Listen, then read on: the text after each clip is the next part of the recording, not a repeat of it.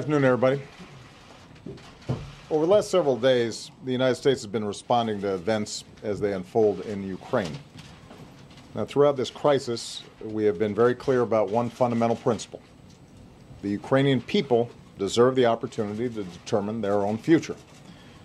Together with our European allies, we have urged an end to the violence and encouraged Ukrainians to pursue a course in which they stabilize their country, a broad-based government, and move to elections this spring.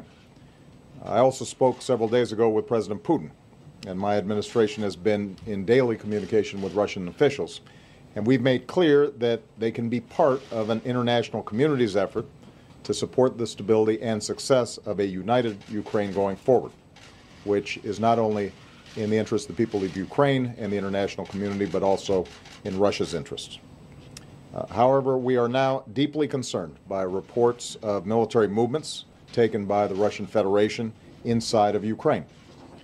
Russia has a historic relationship with Ukraine, including cultural and economic ties, and a military facility in Crimea. But any violation of Ukraine's sovereignty and territorial integrity would be deeply destabilizing, which is not in the interest of Ukraine, Russia, or Europe. It would represent a profound interference in matters that must be determined by the Ukrainian people. It would be a clear violation of Russia's commitment to respect the independence and sovereignty and borders of Ukraine and of international laws. And just days after the world came to Russia for the Olympic Games, it would invite the condemnation of nations around the world.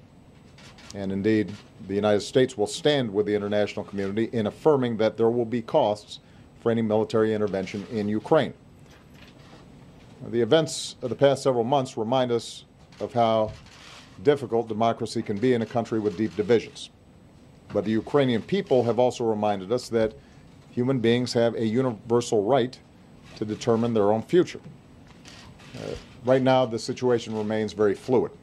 Vice President Biden just spoke with the Prime Minister of Ukraine to assure him that in this difficult moment, the United States supports his government's efforts and stands for the sovereignty, territorial integrity, and democratic future of Ukraine.